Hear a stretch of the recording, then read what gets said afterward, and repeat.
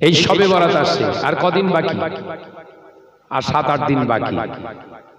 জোহর পড়বে না, ফজর পড়বে না, আসর পড়বে না, মাগরিব পড়বে না, এশা পড়বে না, রাত 12টার সময় গিয়ে ভটাস ভটাস করে ঠকবে। এই কথা বলছি না কেন? কারুর 70 রাকাত, কারুর 66 রাকাত, কারুর 82 রাকাত, কেউ 120 রাকাত, হাঁটু ব্যথা করে ঘরে চলে এলো, 5 ওয়াক্ত নামাজ নেই। শবে বরাতের রাতের ইবাদত, লাইলাতুল বারাত, নিসফুস শাবান, এই রাতের ইবাদতটা ডিপেন্ড করবে 5 ওয়াক্ত নামাজ পড়ছেন কিনা। বোঝাতে পারলেন না? এই 5 ওয়াক্ত নামাজ পড়লে না, আর শবে বরাতে যে মোটাস মোটাস করে ঠুকতেছো, মসজিদ নিজেই পেরেশান, আল্লাহ কারা এসছে, এ তো মেরে ফেলবে। এরা ভালো করে বুঝে নেন, 7 শ্রেণী ব্যক্তির দোয়া ওই রাতে কবুল হবে না। কয় শ্রেণী? 7 শ্রেণী মুসলমানের দোয়া ওই রাত্রিতে কবুল হবে। একদিন তোমারি নাম মসজিদে হবে এলান, একদিন তোমারি নাম মসজিদে হবে এলান। তৈরি থেকো, তৈরি রেখো কবরের মাল সামান। একবার জোরে হবে না সুবহানাল্লাহ? একবার জোরে হয় না? একদিন তোমারি নাম মসজিদে হবে এলান। আল্লাহুম্মা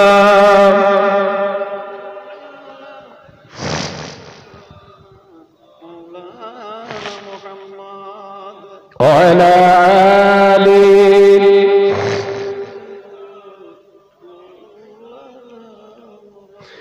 বন্ধু স্বজন আত্মীয় পরিজন পরিয়ে তোমার নতুন কাপড়। বন্ধু স্বজন আত্মীয় পরিজন পরিয়ে তোমার নতুন কাপড় নিয়ে যাবে ওই কবরে, থাকবে না কেউ আপন। একদিন তোমারি নাম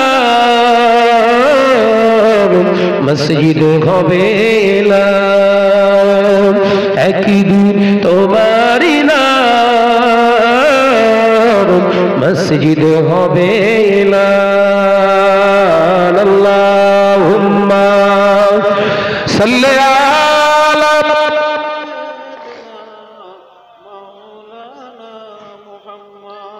ওয়ালা আলি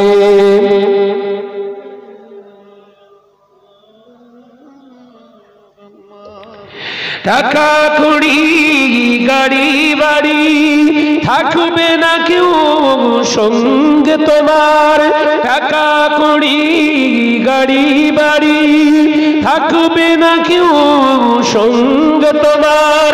থাকবে সেদিন সঙ্গী হয়ে নূর নবীর সুন্নাহ।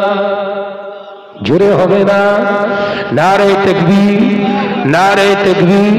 থাকবে সেদিন সঙ্গী হয়ে নূর নবীর সুন্নাহ। একদিন তোমারি নাম মসজিদে হবে এলান। আল্লাহুম্মা সাল্লি আলা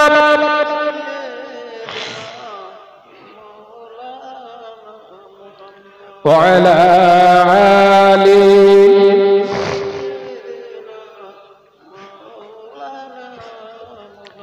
আমার নজরেরা যুবকেরা, ছেলেরা, বাচ্চারা, পর্দানশীনা মা ও বোনেরা, আমি আলোচনা আপনাদের বোঝাতে চেয়েছিলাম।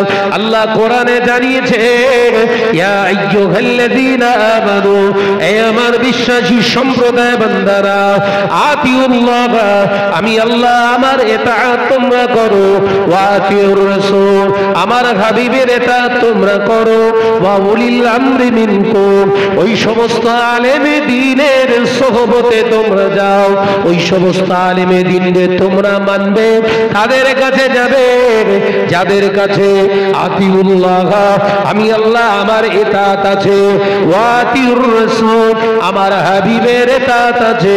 আমি আল্লাহ জানিয়ে দিলাম ওই আলেমের সোহবতে যাও, আমি আল্লাহ আমার হাবিবের সন্ধান পেয়ে যাবে। তাহলে কোরআন হাদিসের জ্ঞান থাকলে আলেম, আর সব আলেম কিন্তু আল্লাহওয়ালা নয়, এটা মাথার ভিতরে ঢোকান। আল্লাহওয়ালা আলেমদের কাজ কি হবে? আতিউল্লাহ, আল্লাহর হুকুমের ইতাআত করা, নামাজ পড়া, রোজা করা, হজ করা, যাকাত দেওয়া, এটা যেমন আল্লাহর হুকুম, জবানে লাগাম দেওয়া এটা হচ্ছে আল্লাহর হুকুম। এ কথা বুঝতে পারছেন না নাকি? জবানে লাগাম দেওয়া, ব্রেক দেওয়া, খারাপ ল্যাঙ্গুয়েজ ইউজ না করা, মুখ খিস্তি করে কারা? হাদিস পাকে এসেছে আয়াতুন নিফাকুল আরবা, আল্লাহ রাসূল বললেন মুনাফিক যারা হয় তাদের চারটি চরিত্র, চারটি বৈশিষ্ট্য আছে। আর একটা হাদিস আছে আয়াতুন নিফাকুস সালাসা, মুনাফিক যারা হবে তাদের তিনটি বৈশিষ্ট্য পাওয়া যাবে।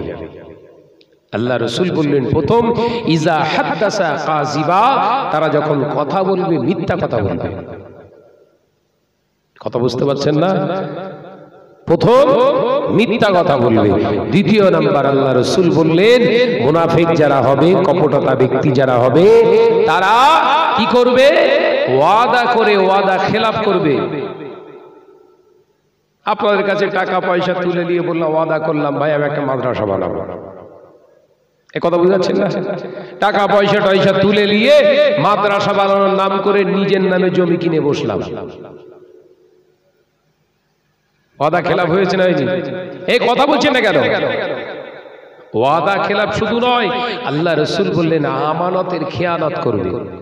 তাহলে আপনাদের সাধারণ আপনাদের পকেটের টাকা নিয়ে যদি আমার নামে জমি কিনি, জমি রেজিস্ট্রি করি, মাদ্রাসা বানাই আর যাই করি, তাহলে আমানতের খেয়ানত হয়েছে না হয়নি? আপনারা বিশ্বাস করে দিয়েছিলেন কি মাদ্রাসাটা কার? ব্যক্তিগত সম্পত্তি, ও প্রপার্টিটা তো সকলের, আমার নামে হবে কেন?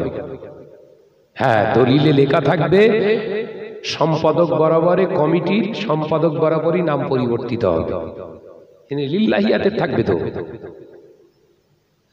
ভাইরা আমার, নজনেরা যুবকেরা, চতুর্থ নম্বরে আল্লাহ রাসূল বললেন যারা জবানে কথা বলতে গিয়ে খিস্তি মারে, মুখ খারাপ করে, এরা হলো পাকা মুনাফিক। তুমি হাফেজ হওয়ার মাওলানা হও, কথা বলতে গিয়ে যদি খিস্তি বেরোয়, মুখের দোষ যদি তোমার থেকে থাকে, জানবে তুমি মুনাফিক, অবশ্যই তুমি মুনাফিক।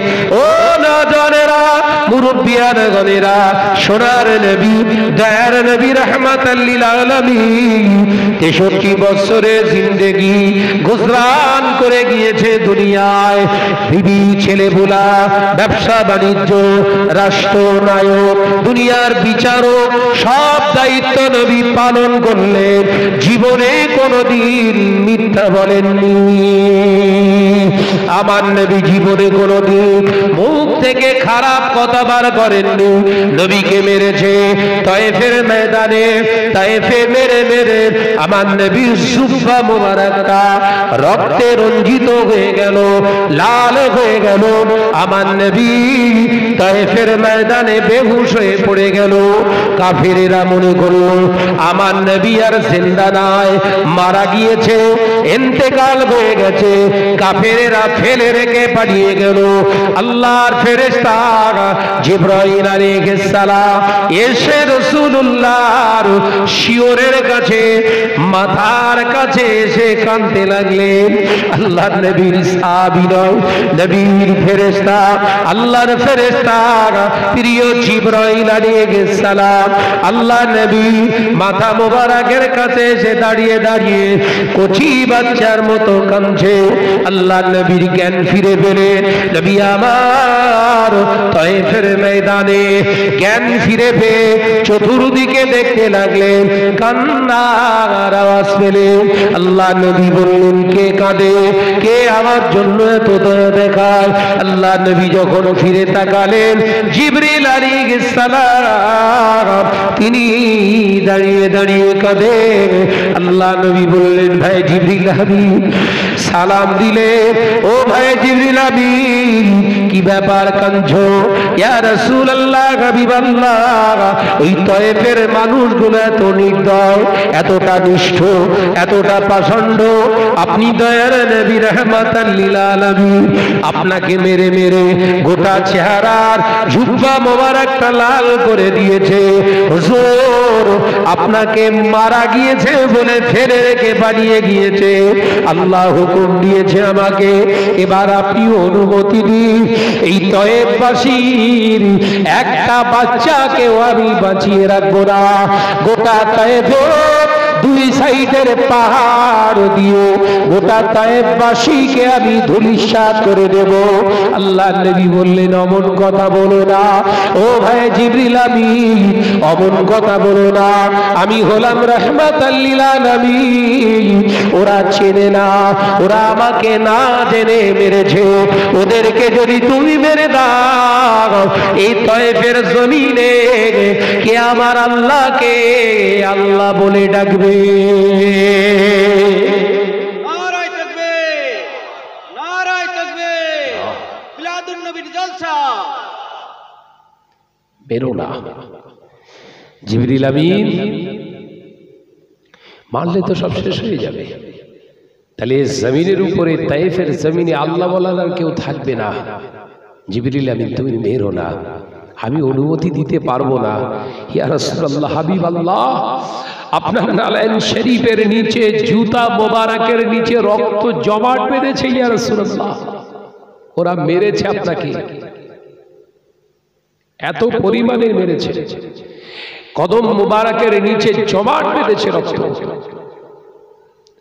আল্লাহ নবী কলিজার সাহাবী হুজুর আমার বর্ণনা করে, রাসূল পাক সাল্লাল্লাহু আলাইহি ওয়াসাল্লাম কেঁদে কেঁদে হাত উঠিয়ে দোয়া চেয়েছিলেন। ওই তায়েফে আমার নবী বসে বসে দোয়া চেয়েছিলেন, আল্লাহ, এরা আমাকে চেনে না, এরা আমাকে যে জানে না, আমি যে তোমার হাবিব, এরা আমাকে জানে না। আল্লাহ, তুমি এদেরকে গজব দিয়ে ধ্বংস করে দিও না, এদেরকে মাফ করে দাও। আর এদের ছা বাচ্চা যারা দুনিয়ার জমিনে আসবে, একদিন না একদিন এরা যেন ঈমানি কালেমা পড়ে মুসলমান হয়ে যায়।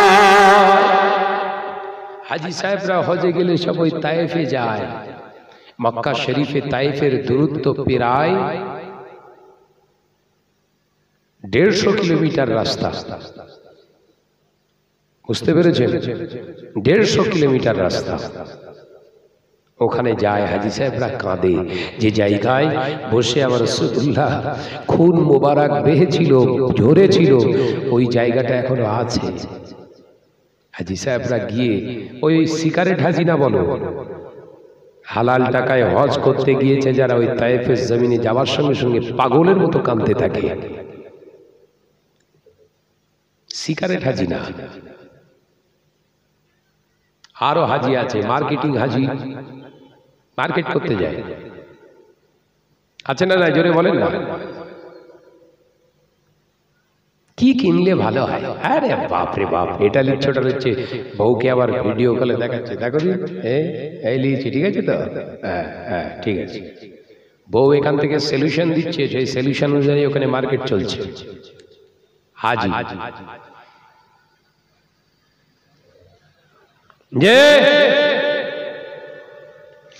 ভাইরা আমার, নজনেরা, যুবকেরা, ছেলেরা, বাচ্চারা, আমি আপনাদের বোঝাতে চেয়েছিলাম আমার নবী, নূর নবী মুহাম্মদুর রাসূলুল্লাহ সাল্লাল্লাহু আলাইহি ওয়াসাল্লাম আজ জবানে জানিয়ে দিয়েছে, ও আমার সাহাবীরা, আমি রাসূল পাক সাল্লাল্লাহু আলাইহি ওয়াসাল্লাম তোমাদেরকে জানিয়ে দিলাম, শুনে নাও, জেনে নাও, শুনে নাও, একদিন না একদিন এই তায়েফবাসী আমি রাসূলুল্লাহর পাগল হবে। এখনো তায়েফের ময়দানে মানুষগুলোর কাছে গেলে ওই তায়েফবাসীর কাছে পৌঁছে যান, তারা রাসূলুল্লাহর জন্য কাঁদে। এখনো সেখানে মসজিদে আব্বাস, আমার রাসূলুল্লাহ চাচা জানের নামে সেখানে একটা মসজিদ আছে, মসজিদে আব্বাস। ও নওজওয়ানেরা, যুবকেরা, ছেলেরা, বাচ্চারা, তায়েফে গেলে আপনার মনটা কাঁদবে। আপনি যদি ইমানদার হন, আপনি যদি সেরকম মুত্তাকিন হন, আপনার অন্তরটা কেঁদে যাবে। এ নওজওয়ানেরা, মুরব্বিয়ানেরা, কিন্তু হারামের টাকায় হজে গেলে, মেরে নেওয়া, কেড়ে নেওয়া টাকায় হজে গেলে, ভুলের ফারায়েজ ফাঁকি দেওয়া টাকায় হজে গেলে, ওই তায়েফের জমিনে গেলে কিন্তু আপনার অন্তর কাঁদবে না। কাঁদবে? ভাইয়ের ফারায়েজ জমি ফাঁকি দিয়ে সেই জমি বিক্রি করে গিয়ে হজে গেছে, গিয়ে কাবা ঘর নাড়া দিচ্ছে, কাজ হবে? তুই কাবা ঘর মাথায় করে ঘরে এলে চলে আয়, তাও তোর কবরে বাস পড়বে। কথা বুঝতে পারছেন না? দুনিয়ার জমিনে পাওনাদারের পাওনাটা মেটা, হকদারের হকটা আদায় কর। যদি না আদায় করতে পারো তাহলে 100 বছর ইবাদত নয়, শত শত হজ করেও কিন্তু জাহান্নামে যেতে হবে। দুই ব্যক্তির জন্য, দুই দল ব্যক্তিদের জন্য কখনো হজ ফরজ নয়। কয় দল? দুই দল। এক নাম্বার গরিব, গরিবদের জন্য কখনো হজ ফরজ নয়। দ্বিতীয় ব্যক্তি হচ্ছে হারামখোর, হারাম মালদার, টাকা পয়সা বিরাট আছে, ওর জন্য হজ ফরজ নয়। কথা বুঝতে পারছেন না নাকি? আলেমরা এইসব কথা বলতে চায় না, শুধু বলছে হুজুর দোয়া করেন হজে যাব। হারামখোর হুজুরের কাছে বলছে হুজুর দোয়া করেন হজে যাব। হ্যাঁ বাবা যাবি, তাহলে এক কাজ কর, হাজিখানা করবি তো? হ্যাঁ হুজুর করব। যা, আমি গিয়ে সবরাসানি করতে হবো। হারামখোর হজে যাচ্ছে, হারামের টাকায়, ঝেড়ে নেওয়া টাকায়, মেরে দেওয়া টাকায় হুজুর গিয়ে সবরাসানি করছে। এলাকার সব বড় লোক দেখে দেখে সব দাওয়াত করেছে, আর এলাকার গরিব মানুষদের আর দাওয়াত করেনি। এই কথা বলছেন না কেন? হাজিখানা হয়ে গেল। প্রতিবেশী গরিব বসে বসে ঝরঝর করে কাঁদছে, আমার বাচ্চাগুলো পেল না, তোর হজ কবুল হবে? আজকে মুসলিম সমাজ ধ্বংসের মুখ, ধ্বংসের রাস্তা ধরে নিয়েছে। কারণ কি? আলেম সম্প্রদায়ের এসব ওয়াজ নসিহত বন্ধ হয়ে গেছে। বলেন, কালকে থেকে ওয়াজ নসিহত হয়েছে, এই সাবজেক্ট উপরে ওয়াজ হয়েছে, ঘোড়ার ডিম হয়েছে। দাওয়াত দেবেন না তো? তাই আমি আপনাদের ভাই শাহনওয়াজ বলে যাই, যতটুকু করবেন সলিড করুন। এই সবে বরাত আসছে, আর কদিন বাকি? আর 7-8 দিন বাকি। জোহর পড়বে না, ফজর পড়বে না, আসর পড়বে না, মাগরিব পড়বে না, এশা পড়বে না, রাত 12টার সময় গিয়ে ভটাস ভটাস করে ঠকবে। এই কথা বলছি না কেন? কারুর 70 রাকাত, কারুর 66 রাকাত, কারুর 82 রাকাত, কেউ 120 রাকাত, হাঁটু ব্যথা করে ঘরে চলে এলো, 5 ওয়াক্ত নামাজ নেই। হবে? মাধ্যমিকে পাশ করতে গেলে অ্যাডিশনাল সাবজেক্টে পাশ করতে হয় না মেন সাবজেক্টে পাশ করতে হয়? কথা বলেন। 7টা মেন সাবজেক্ট আছে, অ্যাডিশনাল একটা এক্সট্রা। সে বায়োলজি হোক, থিওলজি হোক, যা আছে আছে। এই 7টা সাবজেক্ট মেন সাবজেক্ট, এই 7টা সাবজেক্টে আপনাকে কম্পালসারি পেতেই হবে, 34 করে পেতেই হবে। এখন তো শুনছি আবার 25 করে দিয়েছে, মৌখিকেও 10 রেখে দিয়েছে, তার মানে মৌখিক লেয় না, ও এমনি 10 দিয়ে দেয়। আবার পরীক্ষা দিয়েছি 34 করে পেতে হয় এক একটা সাবজেক্টে। আলেম পরীক্ষা দিয়েছি 34 করে পেতে হতো, ওই 34-এর জায়গায় কোন সাবজেক্টে ধরেন 32 হয়েছে লাল কালি, তার মানে পাস হলো না। অ্যাডিশনাল একটা সাবজেক্ট ছিল, আমি বায়োলজি নিয়েছিলাম, বায়োলজিতে 83 নাম্বার পেয়েছিলাম আমি, আমার মনে আছে এখন 83 পেয়েছিলাম। আর মেন সাবজেক্টে আমি 506 নাম্বার পেয়েছিলাম আলেমে, 506। কথা বুঝতে পারেননি? আমার মনে আছে এখনো। এই 506 পাওয়ার পরে এই নাম্বারগুলো অ্যাডিশনাল যোগ হয়েছিল। কিন্তু যদি ওই মেন সাবজেক্টে যদি ওই 7টার ভিতরে একটাই ফেল করতাম, কাজ হতো, ডবল করে দিতে হতো মাধ্যমিক। কথা বুঝতে পারছেন না? রেজাল্ট আমাদের দেশে মার্কশিট এখনো আছে, দেখাতে পাবো। আমার সবসময় ইয়ে করা আছে, লেমিনেশন করা আছে, যত ক্লাসের আমার পড়াশোনা আছে, কলেজ লাইফ থেকে শুরু করে মাদ্রাসা, প্রত্যেকটা রেজাল্ট সব লেমিনেশন করা আছে। বাচ্চাগুলোতে দেখাতে পারবে, দেখায় তোর বাপ পড়াশোনা করেছিল, তোরা কর। কথা বুঝতে পারছেন না আমার নজরেরা, যুবকেরা, ছেলেরা, বাচ্চারা? তাহলে এই যে শবে বরাতের রাতের ইবাদত, লাইলাতুল বারাত, নিসফুস শাবান, এই রাতের ইবাদতটা ডিপেন্ড করবে 5 ওয়াক্ত নামাজ পড়ছেন কিনা। বোঝাতে পারলেন না? এই 5 ওয়াক্ত নামাজ পড়লে না, আর শবে বরাতে যে মোটাস মোটাস করে ঠুকতেছ, মসজিদ নিজেই পেরেশান, আল্লাহ কারা এসছে, এ তো মেরে ফেলবে এরা। ভালো করে বুঝে নেন, 7 শ্রেণী ব্যক্তির দোয়া ওই রাতে কবুল হবে না। কয় শ্রেণী? 7 শ্রেণী মুসলমানের দোয়া ওই রাত্রিতে কবুল হবে না। 1 নাম্বার শিরক, ওয়ালা তুশরিকু বিল্লাহি শাইয়্যা। আল্লাহ বললেন আমার সঙ্গে কাউকে শরীক করনে ওয়ালা ওই রাতে ইবাদত করলে আমি তার দোয়া কবুল করব না। শিরক কি? মাজার, বিভিন্ন দরগায় যে মানসিক করা, চাওয়া, হুজুর আপনি আমার একটা ছেলে দেন, হুজুর আমার একটা সন্তান দেন, আওলাদ দেন, হুজুর আমার রোগ হয়েছে আমাকে বাঁচান, এরকম করে না? করে না? শিরক, শিরক। দ্বিতীয় নাম্বার কি? আর একটা শিরক কি? অমুক ডাক্তার ছিল বলে আমি বেঁচে গেছি, এরম আছে না নাই?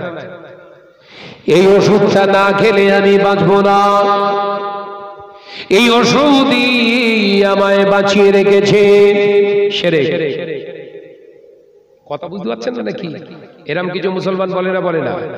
তুমি মুসলমান, তোমার বলা উচিত ছিল অমুক ডাক্তারের ওসিলায় আল্লাহ আমাকে হেফাজত করেছে, এই ওষুধটার ওসিলায় আল্লাহ আমার কঠিন বিমারকে শেফা দান করেছে। তোমার ঈমান গেল না, তোমার শিরক হলো না, তুমি হলে মুমিন। জোরে বলুন সুবহানাল্লাহ।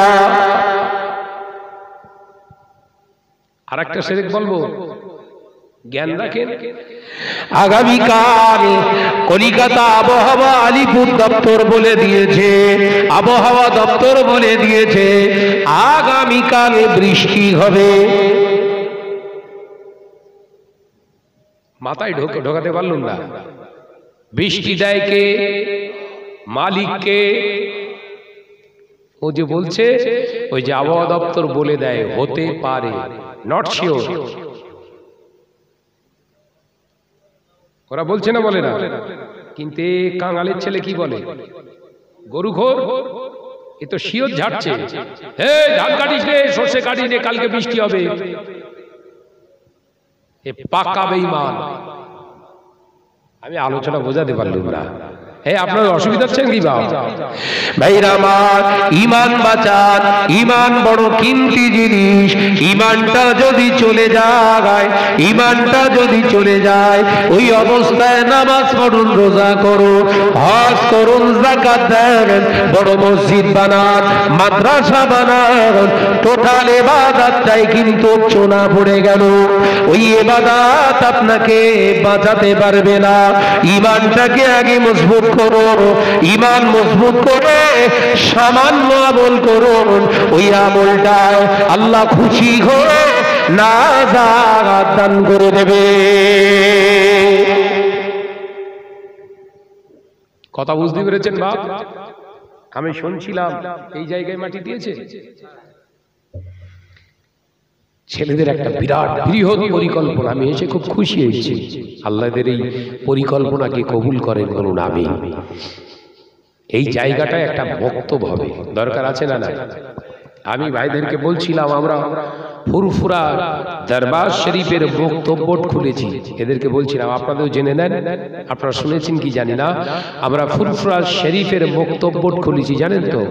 যে বক্তব্যের আন্ডারে শত শত বক্তব্য, ঘরের ছেলেরা সব পড়াশুনো করবে, মেয়েরা পড়াশুনো করবে। মেয়েরা বলতে কি আধঘরে মেয়ে মহিলা না, ছোট ছোট বাচ্চারা সব ওই 3 বছর 4 বছর থেকে 9 বছরের ভিতরে, কথা বুঝতে পারছেন না? এই মেয়েগুলোকে তৈরি করার দরকার আছে না? নাই। এদেরকে শিক্ষা দেওয়ার জন্য আমরা মডেল সিলেবাস লিখেছি, সিলেবাস পাঠ্যসূচি তৈরি করেছি। ফ্রিতে আমরা কিতাবপত্র দিয়ে যাব, এদেরকে বলেছিলাম, বলে এসছি। আমি আপনাদেরকে বলছি, মসজিদ কেন্দ্রিক যে বক্তব্যগুলো চলছে ওগুলো আমাদের দিয়ে দেন, যেমন চালাচ্ছেন ওইভাবে চলুক, পাঠ্যসূচিটা আমাদের থেকে নেন ফ্রিতে, কিতাবপত্র সব ফ্রি দিয়ে যাব।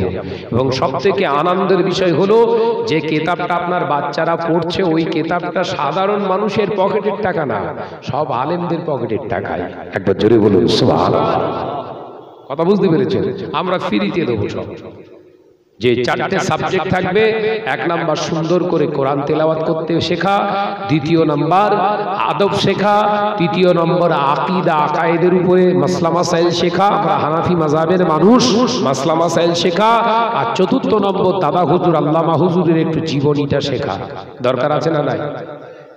এই সোনার বাংলা গড়েছিল কারা? তাদেরকে ভুলিয়ে দেওয়ার চেষ্টা চলছে। এই কথা ঠিক না ভুল জোরে বলে? তাই সাবধান করার জন্য আমরা এগুলো শুরু করেছি। ভাইদের বলছি তো মাশাআল্লাহ, এখানে তো খুব ডিপ জায়গা ছিল নাকি আপনারাও ভালো জানেন। বিরাট গর্ত ছিল, 200 গাড়ি না কম গাড়ি, 343 গাড়ি মাটি ফেলে এই অবস্থায়, এখনো 200 গাড়ি বলছে ফেলতে হবে। মানে ওই পাশে গাড্ডা আছে তাই তো? হ্যাঁ, তার মানে এখনো ফেলতে হবে বাপ। তাই এই গাড্ডা বোঝাই করে এখান থেকে সুন্দর একটা প্রতিষ্ঠান খোলার দরকার আছে না? নাই, জোরে বলুন। সেই দিকে লক্ষ্য করে ভাইরা বললেন ভাইজান একটু বলবেন, তা আমি আপনাদের বলেছি। এবার বলুন কোন সোনার মানিক আছেন, ভাইজান আছেন, বলেন যে ভাইজান এই মক্তব প্রতিষ্ঠিতার জন্য, এই মক্তবটা আদিল্লাহিয়াতের জন্য, আমরা আমাদের ঘরের ছেলেদের, বাচ্চাদের, মেয়েদের পড়াশুনো তৈরি করবার জন্য, মক্তবকে রাসূলের কারখানাকে সুন্দর করে পরিস্ফুটিত শক্তমুক্ত করার জন্য, শক্তপুক্ত করার জন্য আমার তরফ থেকে আমি 2000 টাকা দেব। বলেন কোন সোনার মানিক আছেন?